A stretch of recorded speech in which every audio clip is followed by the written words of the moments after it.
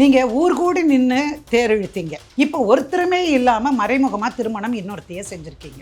அந்த கல்யாணம் முறையாக நடந்ததா? First question. செகண்ட் கொஸ்டின், யார் யார் கல்யாணம் பண்ணினா? ஒரு ஹிந்துவும் ஒரு கிறிஸ்டியனும். இந்த ரெண்டு பேரும் சேர்ந்து என்ன விதமான கல்யாணம் பண்ணியிருக்காங்க? போட்டோல பார்த்தா இந்து முறைப்படி. இந்து முறைப்படி. அப்படிப்பட்ட கல்யாணம் செல்லாது. கிறிஸ்லா பண்ணியிருக்கிற கல்யாணம் செல்லாதுன்னு சொன்னேன். ரெண்டாவது பாயிண்ட், இதனால ஒரு பெரிய தண்டனைக்கெல்லாம் உரியது அப்படின்னு நான் நினைக்கல. அடல்ட்ரி இல்லை. மூணாவது விஷயம், இந்த அம்மா தன்னுடைய ரைட்ஸை எஸ்டாப்ளிஷ் பண்ண முடியாது. அவங்களுக்கு எந்த விதமான உரிமையும் சட்டப்படியா கிடையாது. கணவனுக்கு தண்டனை கொடுக்கவே முடியாது sir. This is a civil law, உரிமையியல் சட்டம். இது கிரிமினல் லா கிடையாது.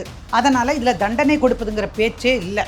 மேக்சிமம் என்ன, நீ டைவர்ஸ் பண்ணலாம், ஆனா தண்டனை கொடுக்க முடியாது. ரங்கராஜுடைய குழந்தையை தான் கிறிஸ்லா சுமக்கிறாங்க அப்படின்னா அந்த குழந்தைக்கும் அவருடைய மற்ற மக்களைப் போலவே அத்தனை உரிமையும் உண்டு. இந்த அம்மாக்கு கிடைக்காது. அது ஏன் சார் அவர் மயக்கிட்டாரு அப்படின்னு சொல்றணும்? அந்த பெண்ணும் மயங்கிருக்கலாம் இல்ல? பெண்கள் மயங்க மாட்டாங்களா என்ன? ஒருவேளை கல்யாணம் பண்ணிக்கணும்னு சொல்லியே இவங்க கன்சீவ் ஆயிருக்கு. Meenakshi medical college hospital and research institute, Kanchipuram, accredited A+ by NAC.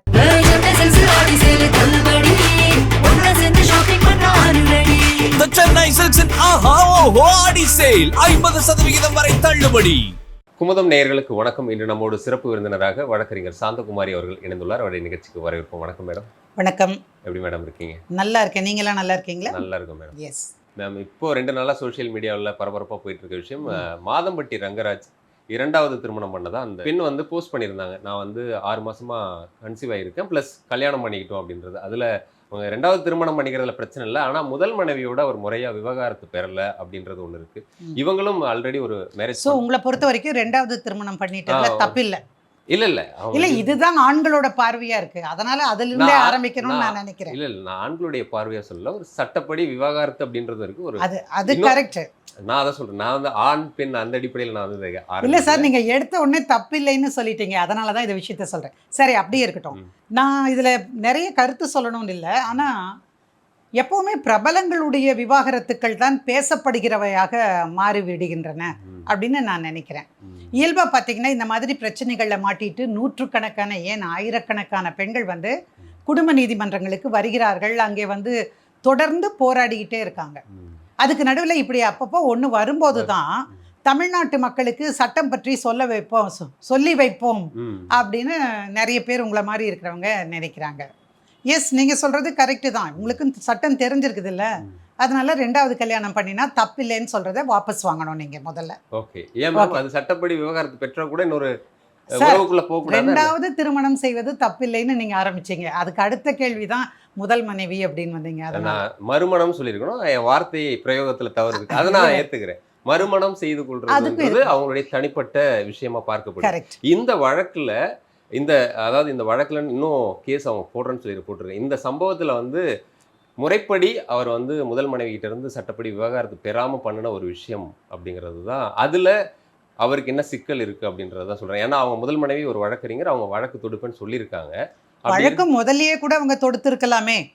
முதல் மனைவி தொடுக்கிற அளவுக்கு இவர் ஏன் நிறுத்தி வச்சிருக்கணும்? இவருக்கு அந்த திருமண வாழ்வுல அவங்களுக்குள்ள கசந்துடுச்சு அப்படிங்கிறத வெளிப்படையா 2 பேருமே தெரிவிச்சிருக்காங்க. ஸ்ருதியும் சரி, இவரும் சரி சொல்லியிருக்காங்க.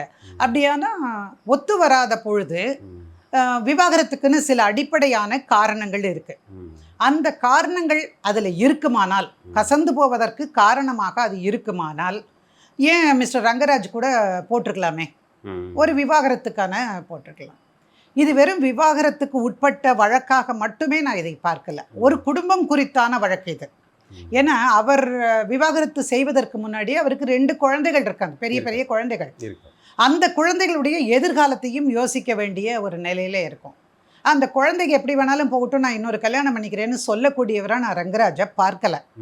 ஆனால் இன்றைக்கு யூடியூப்ல வரக்கூடிய நிறைய செய்திகள் திரும்ப திரும்ப அந்த பெண்ணோட இருக்கிற மாதிரியும் அந்த பெண் பேசுகிற மாதிரியுமான விஷயங்களை சொல்லுது. நான் பெரும்பாலும் இந்த செய்திகள் எந்த அளவிற்கு உண்மையானவை அப்படின்னு நான் யோசிக்கணும்னு நினைக்கிறேன். இப்போ ஒருவேளை திருமணம் நடந்திருந்தால் அப்படிங்கிறது உங்க கேள்வி. இந்த கேள்விக்கு வந்து ஹிந்து திருமண சட்டத்தினுடைய 5வது பிரிவில் அதுதான் வந்து எதெல்லாம் செல்லாத திருமணம் அப்படிங்கிறத பற்றி கிளியரா சொல்லுது.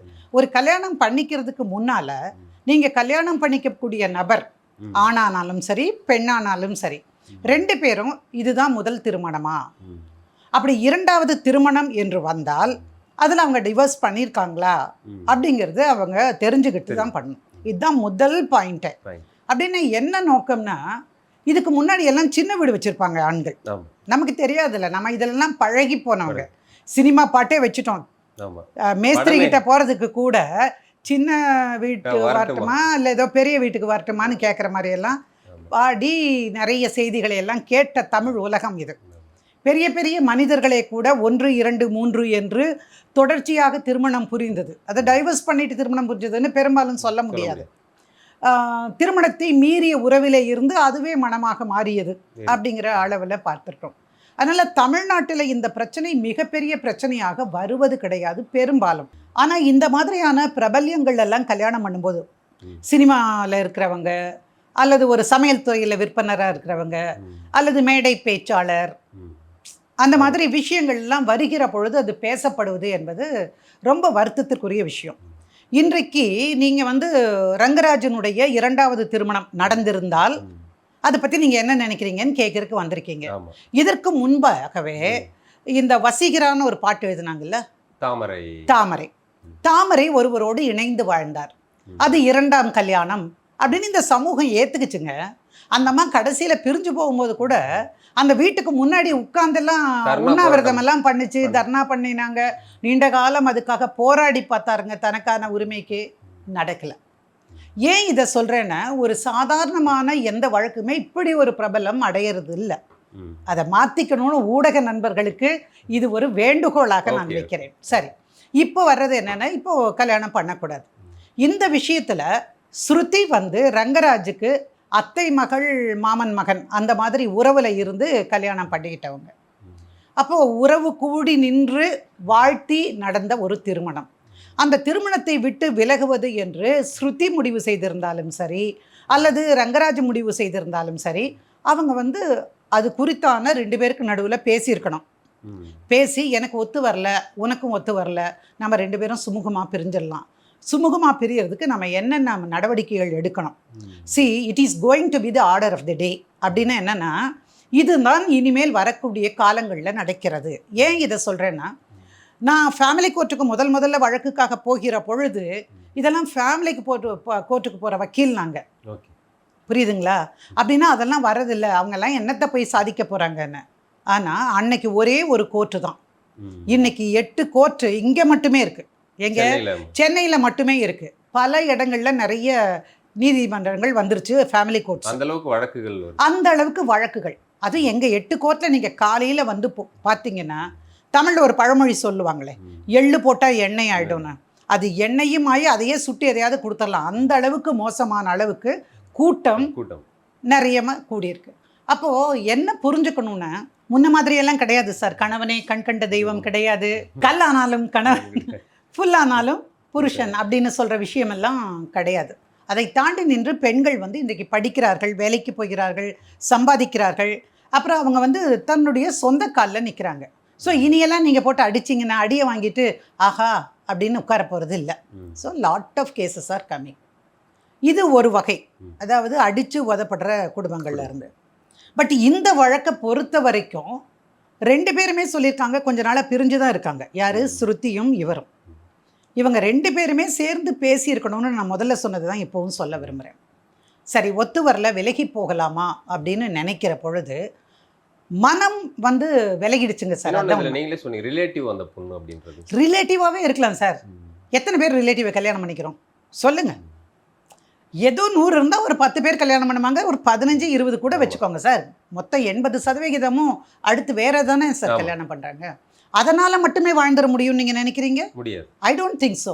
அப்படியே உறவுகள் எல்லாம் கூடி நின்று கல்யாணம் பண்ணி வச்சா கூட மனசு ஒத்து போனால் தான் வாழ முடியும். அது யாராக இருந்தாலும் சரி. நான் சொல்கிறது கொஞ்சம் ஷாக்கிங்காக கூட இருக்கும், ஆனால் அதுதான் உண்மை. ஸோ நான் வந்து அவங்க 2 பேரும் பிரிஞ்சு போகணும்னு நினச்சி இந்த வார்த்தையை சொல்கிறதா? நீங்களா?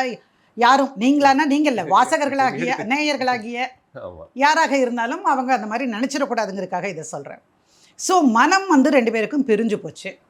அதனால் இப்படி அவர் போயிட்டாரு அப்படின்னு ஒரு வாதம் முன்வைக்கப்படுகிறது. வேற என்ன பண்ண முடியும் அப்படின்னு. இது ஆணும் சொல்கிறாங்க, பெண்ணும் சொல்கிறாங்க. முன்ன ஆண்கள் மட்டும்தான் சொல்லிட்டு இருந்தாங்க, இப்போ பெண்களும் சொல்கிறார்கள். ஆனால் அதுக்கு முன்னாடி ரங்கராஜுங்கிற ஒரு அருமையான சமையல் கலைஞர், திறமைசாலி. அந்த பக்கத்திலேயே கேட்டிங்கனால எல்லாரும் சொல்லுவாங்க அவ்வளவு சிறப்பான சமையல். நான் எல்லாம் கூட அவர் வைக்கிற என்னது கம்பன் சோறுக்கு ரொம்ப விருப்பப்படுவேன் சார். அந்த அளவுக்கு எல்லாம் சாப்பிட்றேன் சார். கோயம்புத்தூரில் பிறந்து விழுந்துட்டு ரங்கராஜ் சமையல் சாப்பிடலன்னா எப்படி?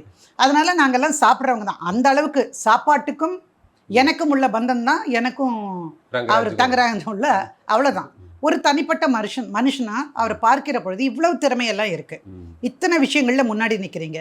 இப்படி ஒரு காரியம் செய்வதற்கு முன்னாடி நீங்கள் யோசிக்க மாட்டீங்களா அப்படின்னு ஒரு கேள்வியை நான் முன்வைக்க விரும்புகிறேன். நீங்கள் ஊர்கூடி நின்று தேர் இழுத்தீங்க. இப்போ ஒருத்தருமே இல்லாமல் மறைமுகமாக திருமணம் இன்னொருத்தையே செஞ்சுருக்கீங்க. இது சொல்லும் போதே நான் இன்னொரு இஃப் அண்ட் பட்ஸில் ஒரு வார்த்தை சொல்லி ஆகணும். அந்த கல்யாணம் முறையாக நடந்ததா? First question. செகண்ட் கொஸ்டின், யார் யார் கல்யாணம் பண்ணினா? ஒரு ஹிந்துவும் ஒரு கிறிஸ்டியனும். இந்த 2 பேரும் சேர்ந்து என்ன விதமான கல்யாணம் பண்ணியிருக்காங்க? ஃபோட்டோவில் பார்த்தா இந்து முறைப்படி. இந்து முறைப்படி. அப்படிப்பட்ட கல்யாணம் செல்லாது. சட்டப்படி செல்லவே செல்லாது. ஒரு இந்துவும் இன்னொரு மதத்தை சேர்ந்தவங்க பண்ணணும். ஆமாம், ஹிந்து முறைப்படி செய்திருந்தால் அந்த கல்யாணம் செல்லாது. இந்து திருமண சட்டம் அதை சொல்லுது. இந்து திருமண சட்டம் சார், திருமண சட்டம் சொல்கிறது தான் சார் நான் சொல்கிறேன். சரியா? அது ஒரு பக்கம். அப்புறம் இன்னொரு விஷயம் என்னன்னு கேட்டிங்கன்னா, யார் யாரை கல்யாணம் பண்ணிக்க கூடாது? மனநிலை பாதிக்கப்பட்டிருக்கிறவங்க, அப்புறம் நான் கல்யாணம் பண்ணிக்கிறதுக்கு சம்மதம்னு தெரிவிக்கிற மனோநிலையில் நான் இல்லாமல் கொஞ்சம் மனநலம் பாதிக்கப்பட்டவங்களாக இருந்து, அல்லது கார்டியன் யாராவது அப்படி, அது எதுவுமே முடியாது சார். சரிங்களா? ஏற்கனவே வந்து கல்யாணம் ஆகியிருந்தால் அவர் விவாகரத்து செய்தால் ஒழிய அவர் மறுமணம் புரிய ஹிந்து சட்டத்தில் இடம் கிடையாது. நான் அதனால தான் ஒரு 4-5 யூடியூப் வீடியோவை பார்த்தேன். எல்லாமே மாலையும் கழுத்துமா நிற்கிறதும் நெத்தியில் பொட்டு வைக்கிறதும். நான் தாலி கட்டதை பார்க்கல, அதுதான் நடந்துருது. அதுதான் கல்யாணம்னு அவங்க சொல்லி போட்டிருக்காங்க ஃபோட்டோ. அந்த அம்மாக்கு என்ன நெருக்கடின்னு நீங்கள் புரிஞ்சுட்டீங்க. வயிற்றில் 6 மாதம் குழந்தைக்கு அப்பன் யாருன்னு கேட்டால் சொல்கிறது. இந்த நேரத்தில் ஒரு சட்டத்தை உங்களுக்கு நான் சொல்ல விரும்புகிறேன். முன்ன இந்திய தண்டனை சட்டம் தான் எல்லோருக்கும் பொதுவான தண்டனைக்குரிய ஒரு சட்டம். இப்போ அது BNSS அப்படிங்கிற பேரில் நம்ம ரொம்ப சுத்த தமிழர்கள், நம்ம தன்மானம் உள்ள தமிழர்கள். ஆனால் இப்போது நம்ம வாயிலேயே நுழையாத அளவுக்கான பெயர்களை வைத்து அந்த சட்டத்திற்கு ஒரு மாற்றம் சொல்லி எல்லாம் நாங்கள் கொண்டு வந்து தான் சொல்கிற வரலாற்றை மாற்றுகிற திறனற்ற மனிதர்கள் அதை அப்படி மாற்றி தான் காட்டுகிறார்கள். இது என்னுடைய personal opinion, nothing to do with this interview. So அதில் வந்து இந்த இதுக்கு தண்டனை உண்டு. ஒரு கணவன் வந்து மறுமணம் செய்து கொள்வதற்கு முன்பாக அவங்க விவாகரத்து ஆர்டரே பெற்றிருக்க வேண்டும். இல்லைன்னா நீங்கள் உள்ளே போவீங்க. அது உள்ளே போகிறதுக்கு தடையே கிடையாது. சரியா? இதில் ஸ்ருதியை பற்றி நான் யோசிக்கிறேன். Shruti is a lawyer by profession. நான் அவங்க கோட்டு எல்லாம் போட்டுக்கிட்டு பேசுகிறதையும் கேட்டேன். அவங்களும் நடவடிக்கை எடுக்கக்கூடும். எடுத்தானா இந்த கல்யாணம் செல்லுமா அப்படிங்கிற விஷயத்தை தான் நான் பேச விரும்புகிறேன். இதை வரவேற்க விரும்பவில்லை. ஒரு பெண்ணை ஏமாற்றி இன்னொரு பெண்ணிடம் போகிறதுல என்ன சார் இருக்கு? அப்படி செய்திருக்க கூடாது ரங்கராஜ், செய்திருக்கிற மாட்டார் அப்படின்னு கொஞ்சம் மனசுக்குள்ளார, மனசனுடைய ஒரு ஓரத்தில் கொஞ்சம் ஒரு நம்பிக்கை. ஏன்னு கேட்டால் இந்த கல்யாணம் எத்தனை பேரை வச்சு செஞ்சாங்கன்னு தெரியாது, அக்னி இருந்ததா அப்படின்னு தெரியாது, தாலி கட்டினார்களான்னு தெரியாது. ஸோ இந்த 2 பேரும் செய்த இந்த திருமணம் செல்லத்தக்க திருமணம் அல்ல. அப்புறம் தானே வேறு விஷயங்கள்லாம். ஆனால் நான் மோடி சட்டத்தை சொன்னேன் பாருங்க, அவர் வந்ததுக்கப்புறம் ஒரு சட்டத்தில் ஒரு திருத்தம் கொண்டு வந்தார். என்னன்னா, முன்னையெல்லாம் வந்து ஒரு திருமணமான ஆண் வேறு ஒரு பெண்ணோடு தொடர்பு கொண்டால் அது குற்றம், அடல்ட்ரின்னு சொல்லுவோம். அதே மாதிரி அந்த பெண் இவரோட தொடர்பு கொண்டால் வேறொரு ஆணோட திருமணத்தை மீறிய உறவுகளை வைத்துக் கொள்வதை நாம் அடல்ட்ரி என்று சொல்லுவோம். கள்ள உறவு, தவறான உறவு அப்படின்னு எத்தனை கொச்சையான நிறைய வார்த்தைகள்லாம் இருக்குது. I don't want to say that. But இதெல்லாம் இருக்குது. ஸோ இதுக்கு தண்டனை உண்டு. மோடி செய்த மிகப்பெரிய சாதனை என்னன்னா, இனிமேல் அது குற்றம் இல்லைன்னு அறிவிச்சிட்டார் சார். எங்க திருமணத்துக்கு போயிருக்கு, மீறிய உறவு தப்பே கிடையாதுங்கிறார். Adultery is not a crime அப்படின்னு சொல்றார். உண்மையிலேயே ரொம்ப ஷாக்கிங்கான விஷயம் சார். இது வரைக்கும் ஒரு கட்டுப்பாடு என்ன இருந்ததுன்னா, நீ மறுமணம் செய், எப்பொழுது டைவர்ஸ் பண்ணிட்டு மறுமணம் செய். இப்போ இந்த சட்டத்தில் அடல்ட்ரி குற்றம் அல்ல என்று வந்த பிறகு அவரவர் எக்ஸ்ட்ரா மேரிட்டல் லைஃப்பில் இருக்க ஆரம்பிச்சிட்டாங்க. எல்லாரும் இல்லை, எல்லா ஆண்களும் மோசமானவர்கள் இல்லை. யார் யாருக்கு விருப்பமோ தேவைகளோ அவங்க போகிறாங்க.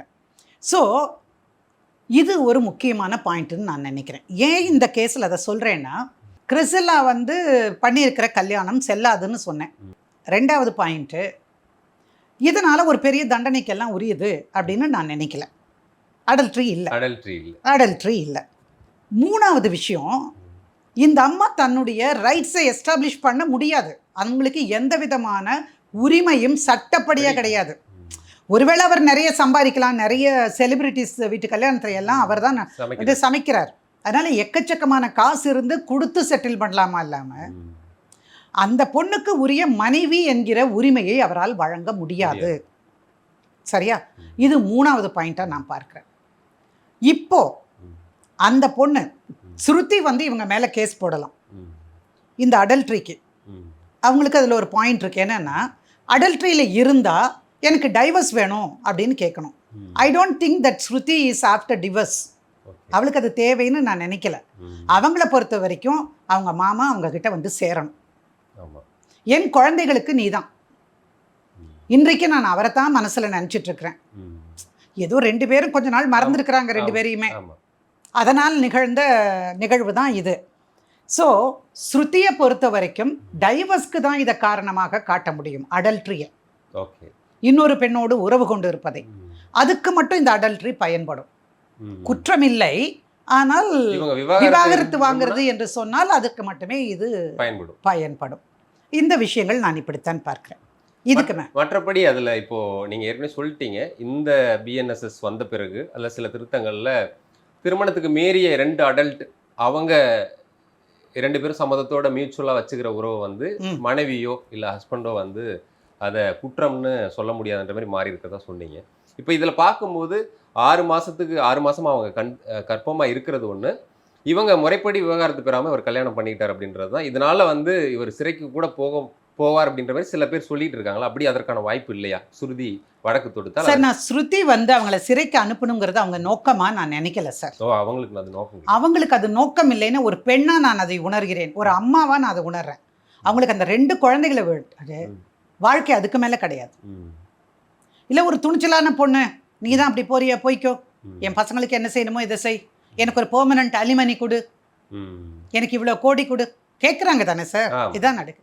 வாழ்க்கைக்கான உத்தரவாதத்தை கொடுக்கிற அளவுக்கு பொருளுதவியோ, வீடு வாசல் தோட்டம் துறவு இது எல்லாம் கொடுத்தாலும் அதை வாங்கிட்டு செய்கிறவங்க இருக்காங்க இப்போவும். சரியா? அப்படி எடுக்கலாம். நான் அப்படி நினைக்கல இந்த பொண்ணை பொறுத்த.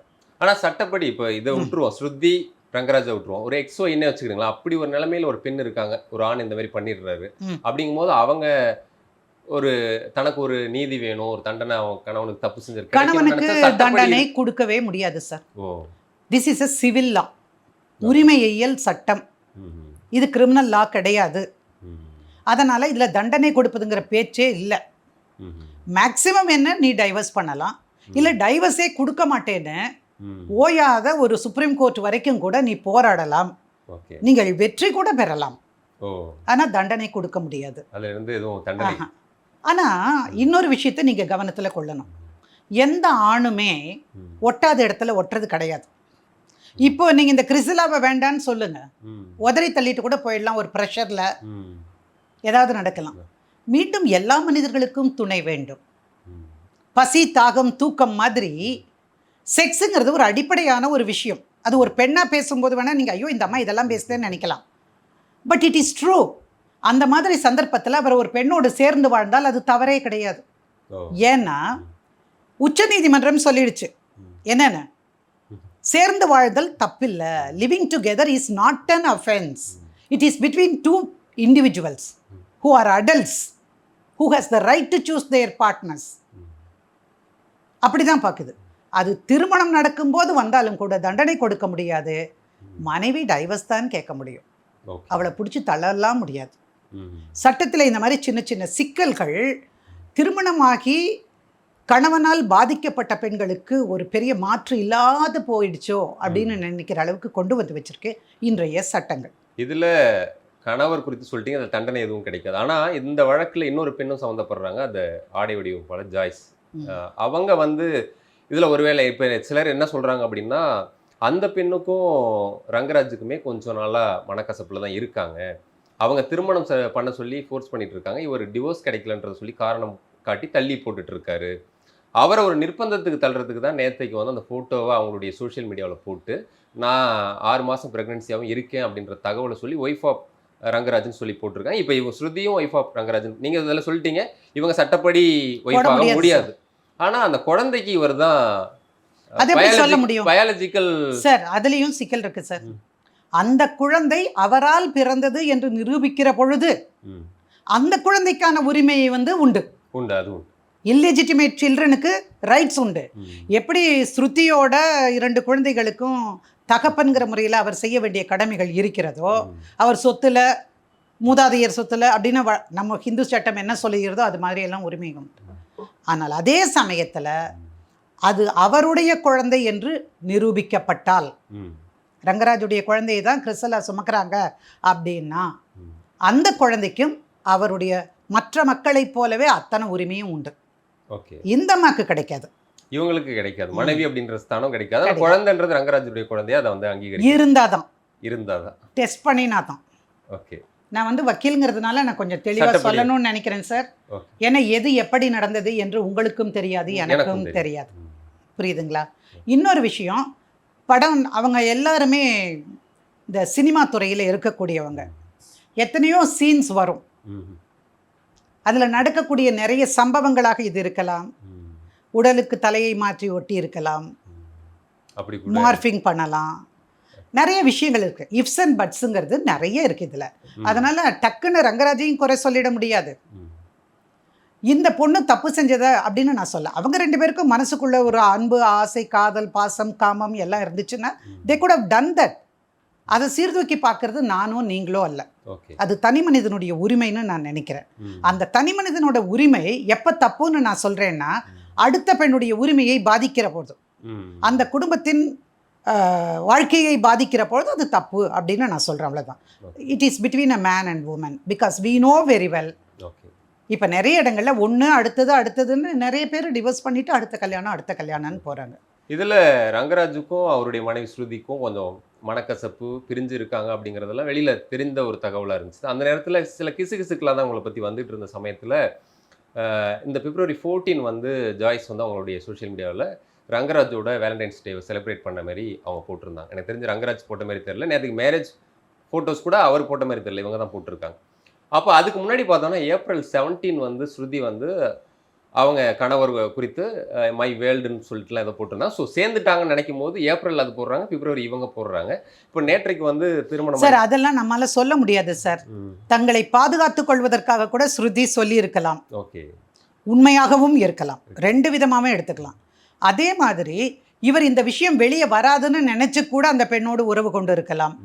இப்போ நான் 2வது கேட்க வர்றது தான், முதல் மனைவினால எனக்கு ஒன்றும் ரங்கராஜுக்கு சிக்கல் தெரியல. ஆனால் 2வது வந்த பெண் இருக்காங்களே இவங்க ஜாய்ஸ், அவங்க ஒருவேளை அவங்க வழிக்கு ஒத்து வராவிட்டால் அவங்க வழக்கு தொடர்ந்தா என்ன ஆசை வார்த்தை கூறி ஏமாத்திட்டாரு அந்த மாதிரி அவங்க அப்படி எதுவும் கேஸ் ஃபைல் பண்ண வாய்ப்பு இருக்கா? அப்படி பண்ணுனா என்ன நடக்கும் சார்? ஆசை வார்த்தை கூறுகிற பொழுது ஏமாறுகிற அளவுக்கு கிறிஸ்டலா வந்து ஒரு சாதாரண பெண் அல்ல, சாதாரண பெண்ணும் கிடையாது. நீங்கள் வந்து திரைப்படத்துறையிலே பணியாற்றுகிறீர்கள், அதனால் உங்களுக்கு தெரியும் அந்த வட்டம் வந்து எப்படிப்பட்ட ஆண்களால் சூழ்ந்த ஒரு உலகம் அது. அதில் என்னென்ன நடக்கும் அப்படின்னெல்லாம் தெரியும். அது ஏன் சார் அவர் மயக்கிட்டாரு அப்படின்னு சொல்கிறனோ? அந்த பெண்ணும் மயங்கியிருக்கலாம்ல, பெண்கள் மயங்க மாட்டாங்களா என்ன? அதுக்கும் வாய்ப்பு இருக்குது. அதனால் வேலண்டைன்ஸ் டே கொண்டாடணும்னு போட்டுக்கிறது அந்த அம்மாவுக்கு பெரிய விஷயமா இருந்திருக்கும். ஆனால் அவர் அதை பற்றி வெளியிடலை. ஏன்னா அவர் அதை எதிர்பார்க்கல, இந்த பொண்ணு வெளியிடுவா அப்படின்னு சொல்லிட்டு. புரியுதுங்களா? அதனால் ப்ரூவ் பண்ணுறது அந்த அம்மாவுக்கு ரொம்ப கஷ்டம் சார். ஆசை காட்டி ஏமாத்துனா என்ன பண்ணுவீங்க சார்? என்டைசிங் விமனுக்கு அவர் எத்தனை வச்சிருக்கிறாரோ கைவசம். இல்ல அதே தான் நானும் சொல்றேன். ரங்கராஜும் அவரும் ஒன்றும் விவரம் அறியாதவர் இல்லை, அவரும் குழந்தை கிடையாது. 2 பேரும் தான். இவங்க மயக்குறாங்க அப்படின்னாலும் அவர் மயங்குறாரு அப்படிங்கும் போது அதுக்கும் அதே தான் பொருந்தும் நினைக்கிறேன். எல்லாத்துக்கும் அதே தான். 2 பேருக்கும் காமன் இது. ஏன் அப்படின்னா எங்கேயோ அவங்க மனைவியிட்ட இருந்து பிரிஞ்சுட்டாங்க கொஞ்ச நாளா. அந்த பிரிவு எங்கேயோ வர தள்ளி இருக்கு. தெரியாமலாம் யாரும் போறது இல்லை சார். சார் நல்லா தெரிஞ்சுதான் சார். ஆனா இதுல சட்ட ரீதியா என்னங்கிறது தான் நான் பார்க்கிறேன். அதுதான் சொல்றேன். இதுல இந்த சட்ட ரீதியா போறதுல அந்த பொண்ணுக்கு என்ன மாதிரியான ஹோப் இருக்குன்னு நினைக்கிறீங்க? என்ன வைப்பீங்க? இப்போ போலீஸ்ல கம்ப்ளைண்ட் கொடுப்பீங்க, என்னை ஏமாத்திட்டாரு, இந்த மாதிரி பண்ணிட்டாரு, வயித்துல குழந்தை இருக்கு அப்படிம்பாங்க.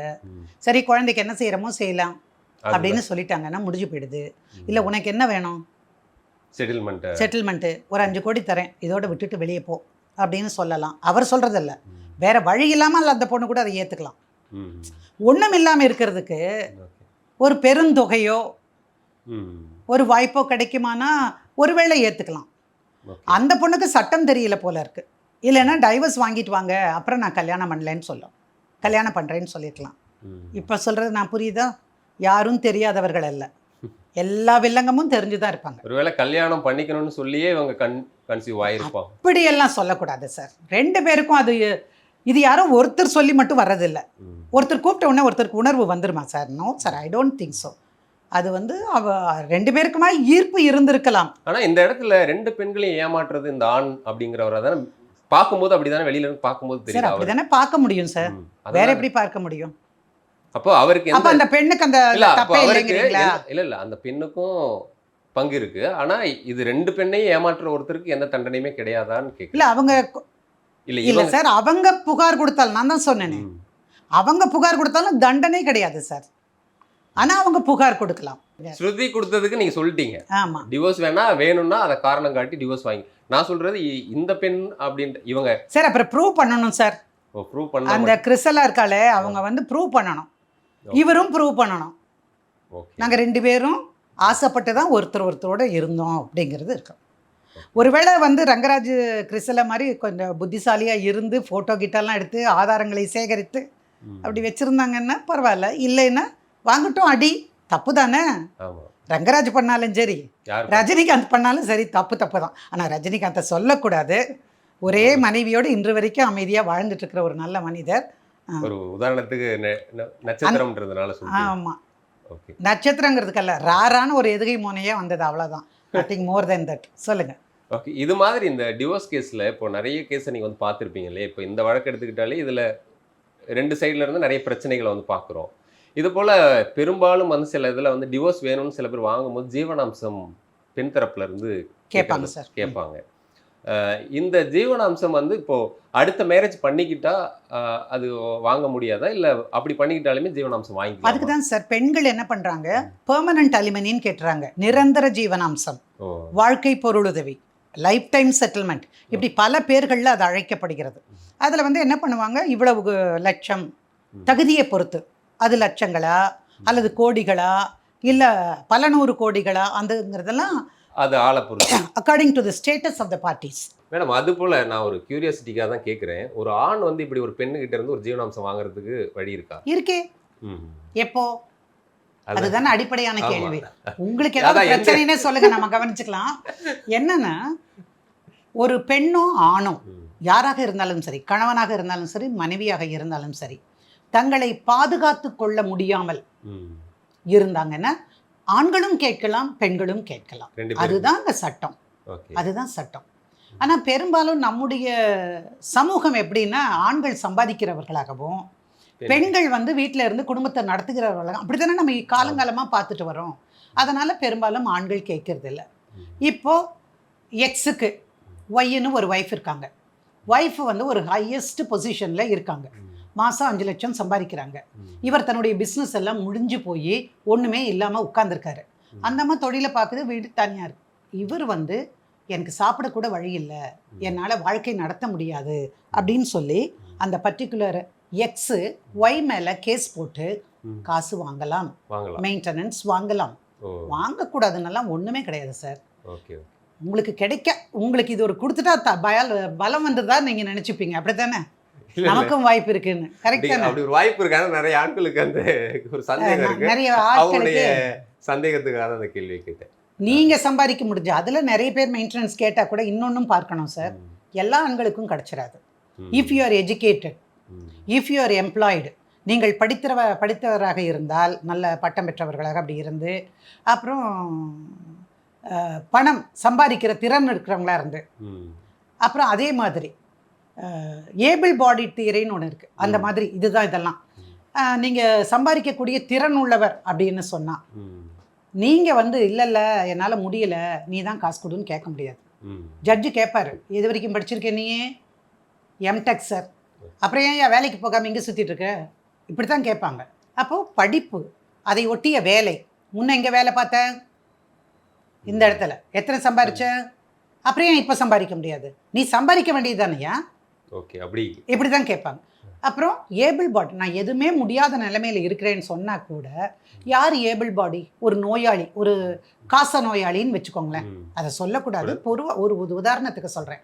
அவரால் போய் எங்கேயும் வேலை செய்ய முடியாது. அந்த ஆள் வந்து கேட்குற போது கேள்விக்கான இடமே இல்லாமல் போயிடும். உங்கள் உடம்பு தெம்பாக இருந்ததுன்னா நீ போய் பாடுபட்டு சம்பாரி, பத்தாததுக்கு நீ கேளு அப்படிங்கிறது சட்டம். சரியா? அதனால அதுலேயும் கொஞ்சம் ஜாக்கிரதையாக இருக்கும். ஓகே, பல்வேறு விஷயங்களை இந்த வழக்கிலிருந்து பல்வேறு சந்தேகங்களுக்கு விடையளிச்சிருக்கீங்க. குமுதம் சார்பாக மிக்க நன்றி. நன்றி. Meenakshi Medical College Hospital and Research Institute, Kanchipuram, accredited A+ by NAC.